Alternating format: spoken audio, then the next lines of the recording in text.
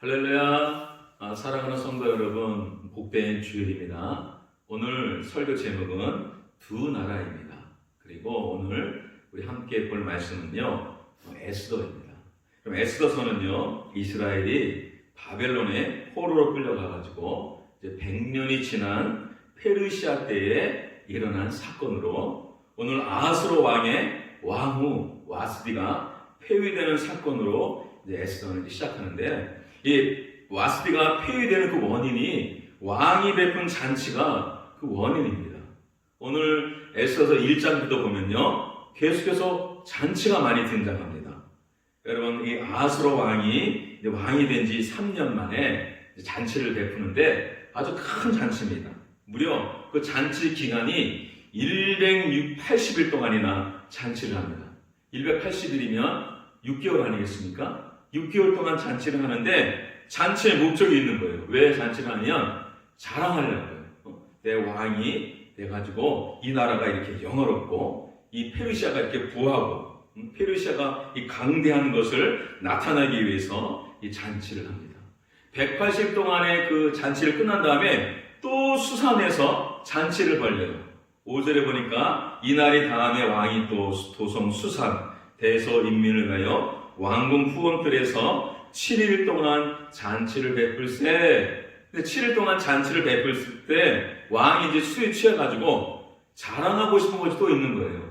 뭘 자랑하고 싶으냐면 자신의 왕후 와스디를 자랑하고 싶은 거예요.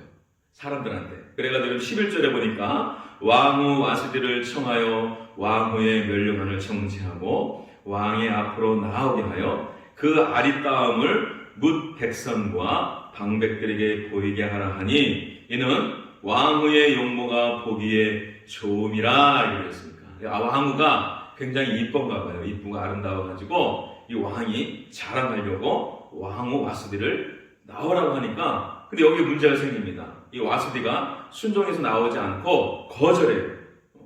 나오지 않습니다. 그러자 왕이 막 진노해가지고 마침내 왕후 와스디를 폐위하게 됩니다. 신하한테 어떻게 할까 물어보니까 신하가 이제 폐위하라고 해가지고, 여러분 19절에 보니까 왕이 만일 선이 여기실진데 와스디로 다시는 왕 앞에 오지 못하게 하는 조서를 내리되 바사와 메대의 법률 중에 기록하여 변역함이 없게 하고 그 왕후의 위를 저보다 나은 사람에게 주소서 이렇게 제안하고, 그래서 와스디를 폐위합니다. 여러분, 왕후를 폐위했으니까 새로운 왕후를 이제 세워야 되지 않겠어요? 그래서 이 장에서 와가지고는 전국적으로 처녀들을 모아서 그 중에 이제 왕후를 세웁니다. 그 많은 처녀들 가운데 속에서 유대인 에스더가 있는 거예요. 에스더는 이제 어떤 사람이냐면 2장에 보니까 저의 삼촌의 딸 하다사 곧 에스더는 부모가 없고 용모가 곱고 아리따운 처녀라. 그 부모가 죽은 후에 모르드게가 자기 딸같이 양육하더라 이렇게 되었습니다. 그러니까 에스더는 부모가 없이 모르드게가 자기 딸같이 양육한 사람이라고 하는데, 이 에스더가 결국 왕후가 되는 거예요. 17절에 보니까 2장 왕이 모든 여자보다 에스더를 더욱 사랑하므로 저가 모든 처녀보다 왕의 앞에 더욱 은총을 얻은지라 왕이 그 머리에 멸관을 씌우고 와스디를 대신하여 왕후를 삼은 후에 이렇게 되었습니다. 근데 여러분, 이 에스더가 왕후가 된 거는요, 굉장히 어려운 일 아니겠습니까? 이 포로민 2세가, 그리고 부모도 없는 에스더가 이렇게 왕후가 된 것은 바로 전적인 하나님의 은혜죠.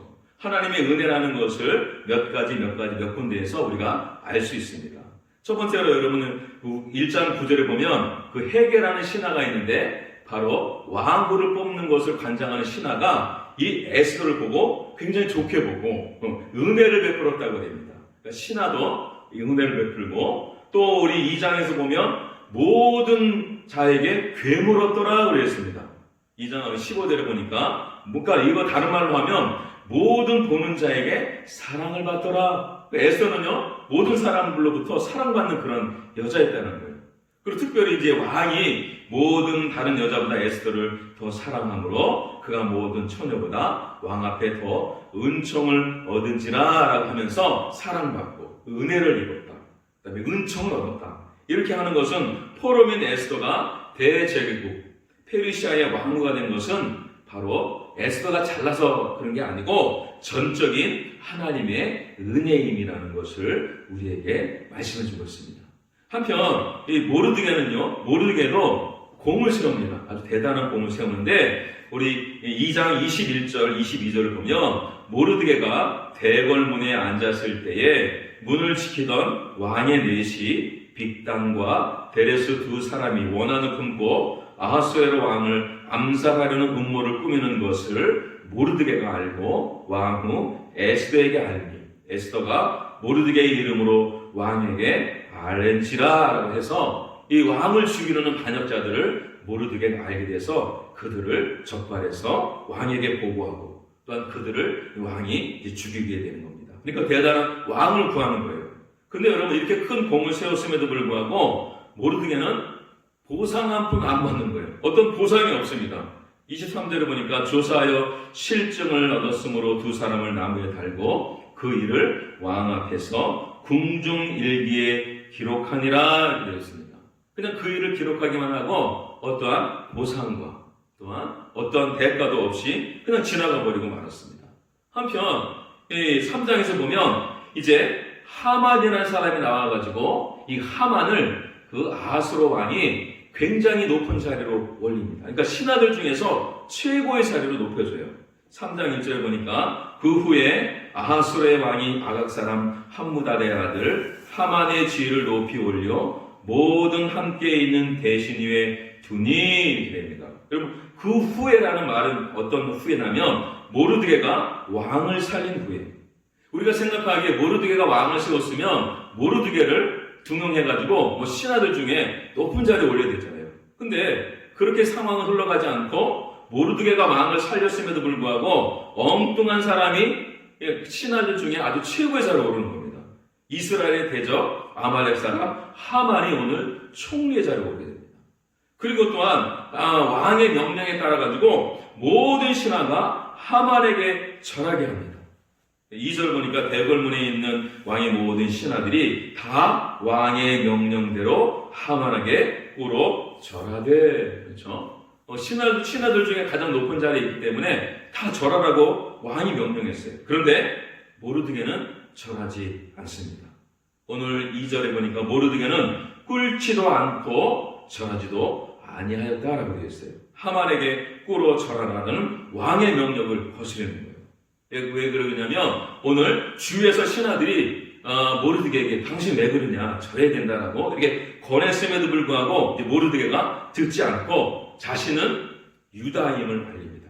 나는 유대인입니다. 그렇기 때문에 절할 수 없습니다. 이렇게 그들에게 말합니다. 왜냐하면 이 모르드게는 신앙 양심에 따라서 믿음의 행동을 하는 거예요.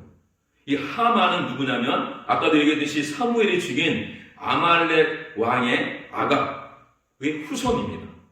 그러니까 이 모르드게 입장에서는요, 내가 이 땅에 포로로 잡혀와가지고 페르시아의 왕 아하스로를 섬길 수 있는 것은 하나님의 뜻이라는 거예요. 여러분 그 예레미야 25장 11절에 이런 말씀이 있어요. 이 모든 땅이 폐허가 되어 놀랄 일이 될 것이며 이 민족들은 70년 동안 바벨론의 왕을 섬기리라 라는 하나님 말씀했어요.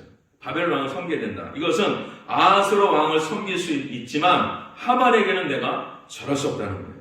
아하스로 왕은 하나님의 뜻이에요. 그 왕을 섬기는 것은. 그러나 하만은 내가 아말렉 왕 아각의 후손. 아말렉은 누굽니까? 하나님의 저주를 받은 민족. 하나님의 진멸의 대상. 하나님의 대적자 하만에게는 내가 절할 수 없다라고 모르드게가 이제 그런 행동을 하는 거예요. 이런 일을 안 하만이 당연히 노하지 않겠습니까? 5절에 보니까 하만이 모르드게가 무릎을 꿇지도 아니하고 절하지도 아니함을 보고 막 심히 노해가지고요. 모르드게만 죽이는 것이 부족하겠다고 생각하고 하만이요.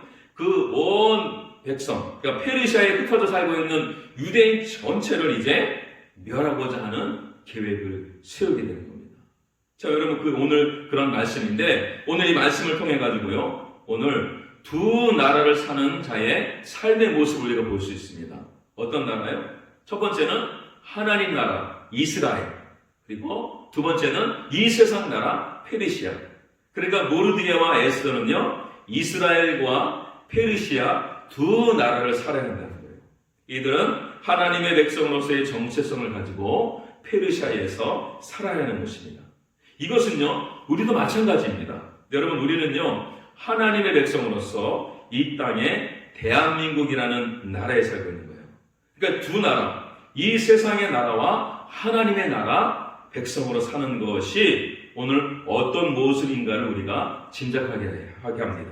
우리는요, 이 땅에서 하나님 나라 백성으로서 그러면 어떻게 살아가야 하는지 오늘 본문을 통해서 몇 가지 우리가 살펴보겠습니다. 첫 번째는요, 우리가 이 땅에서 하나님 나라 백성으로 어떻게 살아가는지, 첫 번째는 선을 행하고 낙심하지 말아야 됩니다.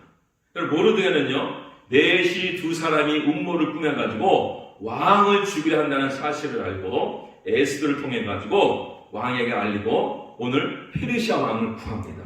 아주 큰 공을 세웠잖아요. 하지만 왕은 이 사실을 그냥 공중일기에 적기만 하고 보상하지가 않습니다. 넘어가고 말았어요.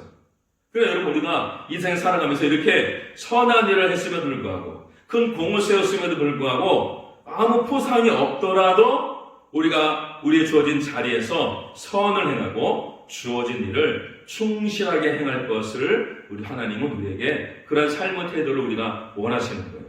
갈라디아서 6장 9절에 하나님 이렇게 말씀해 줬어요. 우리가 선을 행하되 낙심하지 말지니 포기하지 아니하면 때가 이름에 거두리라 그랬습니다. 여러분, 이 세상은요, 우리가 선을 행하기 굉장히 힘든 세상입니다. 선을 행하여도 알아주지 않습니다. 오히려 악을 행하는 자들이 성공하고 득세하는 일이 일어나는 거예요. 오늘 본문에서 모르드게가 큰 공을 세웠는데 득세는 하만이 하는 거예요. 이런 세상이 이 세상인 거예요. 특별히 여러분, 우리가 하나님 나라를 위한 선한 일은요, 세상 사람들이 알아주지 않는 일이에요. 하나님 나라와 그의 의를 위해 선한 일을 한다는 것은 이 땅에서는 보상받을 수 없는 일들이, 그러한 일이 일어날 수 있는 거예요. 그러니까 여러분, 우리가 선을 행하다 낙심할 수 있어요. 그렇죠? 포기할 수 있어요. 선을 행하지 않아. 그러나 우리는요, 이 땅에서 하나님의 백성으로서 선을 행하되 낙심하지 말고 하나님 나라의 상급을 기대하고 선을 행하는 여러분들이 되어야 할 줄로 믿습니다. 두 번째는 지혜롭게 행해야 되는, 지혜롭게. 이 지혜는요, 세상의 지혜가 아니고 하나님이 주시는 지혜입니다. 오늘 본문에서 에스더와 모르드게는요, 자신이 누구인지 알리기도 하고 또한 숨기기도 합니다. 처음 에스더는요, 자신이 왕후가 되기 전에 자신이 어떤 민족이고 자신이 누구인지 숨깁니다. 2절, 20절에 보니까 에스더는 모르드게가 명령한 대로 그 종족과 민족을 말하지 아니하니, 자신이 누군지 말하지 않는 거예요. 그런데 3장에서 와가지고는요, 모르드게가 자신이 누군지를 말합니다. 3장 4절에 보니까 날마다 권하된 모르드게가 듣지 아니하고 자기는 유다인임을 알렸더니, 그래, 자신이 누구인지 알릴 때가 있고 또한 알리지 않을 때가 있는 거예요. 그럼 이렇게 우리가 하나님이 주신 지혜로 살아가야 하는데, 이 지혜는요, 기도하는 자에게 주십니다. 하나님께서. 여러분, 야고보서 1장 5절, 너희 중에 누구든지 지혜가 부족하거든 모든 사람에게 후히 주시고 꾸짖지 아니하시는 하나님께 구하라. 그리하면 주시리라 했습니다. 하나님께 이 지혜를 달라고 기도하면 하나님이 이 땅을 살아갈 수 있는 지혜를 주신다고 했습니다. 그러니까 여러분, 하나님이 주시는 지혜로 이 세상을 살아가야 한다라고 오늘 본문을 말씀드리고 있습니다. 마지막 세 번째는요, 우리가 이 땅에 살아갈 때에 신앙 양심을 따라 살아가야 합니다. 신앙 양심을 따라. 여러분, 아각의 후손인 하만이 높은 자리에 오르고 또한 왕명으로 인해 가지고 절을 하도록 요구하자 모르드게는 거부합니다. 왕명을 거부한 거예요. 유다인으로서 하나님의 원수인 아말렉 사람에게 무릎을 꿇는 일은 자신의 신앙 양심이 허락하지 않는 일이기 때문에 그렇습니다. 그럼 이것은 믿음의 행동입니다. 그러면 사실 여러분, 상사에게 절하는 것은 우상 숭배가 아니잖아요. 그죠? 율법에도 금하고 있는 것이 아니에요. 그러나 성령님이 주시는 신앙 양심이 있는 거예요. 이 신앙 양심은요, 세상을 거부하고 어떨 때는 자신의 목숨을 걸어야 할 때도 있는 것입니다. 지금 모르드게는요, 신앙 양심을 따라 지금 목숨을 건 거예요. 자기가 죽을 수도 있다는 것을 알면서도 거부하는 겁니다. 우리도 여러분 어떨 때는요, 신앙 양심을 따라 목숨을 걸어야 할 때도 있는 것입니다. 우리는요, 이 세상의 질서에 순복하되 그러나 신앙과 양심에 어긋나는 일은 우리가 거부해야 된다는 것이죠. 여러분, 성령님이 주시는 세미한 음성에 우리가 귀 기울여서 어떤 때는 우리가 목숨을 걸고 신앙 양심에 따라서 거부하는 그러한 삶을 살아야 한다라고 오늘 말씀드리고 있는 겁니다. 결론을 맺겠습니다. 우리는요, 두 나라에 살고 있습니다. 이 세상 나라와 하나님 나라. 이 세상 나라 시민으로서 살기도 하고 또한 하나님의 나라의 시민으로서 이 땅에서 살아야 됩니다. 근데 이 세상 나라와 하나님의 나라가 완벽하게 분리되는 것은 아니에요. 또한 이 세상 나라와 하나님의 나라가 이렇게 동일시되는 것도 아닙니다. 그러니까 이 세상 나라와 하나님 나라 이 사이에서 우리가 균형을 유지해야 되는 거죠. 우리가 이 세상에 속하였으되 이 세상에 속하지 않는 자로 사는 것이 바로 예수를 믿는 우리가 그렇게 살아야 되는 것입니다. 여러분, 이 세상에서 선한 일을 하면서 낙심하지 말고 또한 이 세상에서 우리가 신앙 양심에 따라서 대항할 것 대항하고 또한 우리 세상에서 우리가 하나님이 주신 지혜로 살아야 한다라고 오늘 본문은 말씀해주고 있습니다. 여러분 모두 이 두 나라를 살아가는 비결, 세상 나라와 하나님 나라를 살아가는 비결, 선한 일을 하되 낙심하지 말고 또 어떤 때는 신앙 양심에 따라서 거부하고 그리고 매 순간 하나님이 주시는 지혜로 살아가는 우리 성도님들 되시기를 주님의 이름으로 축복합니다. 아멘.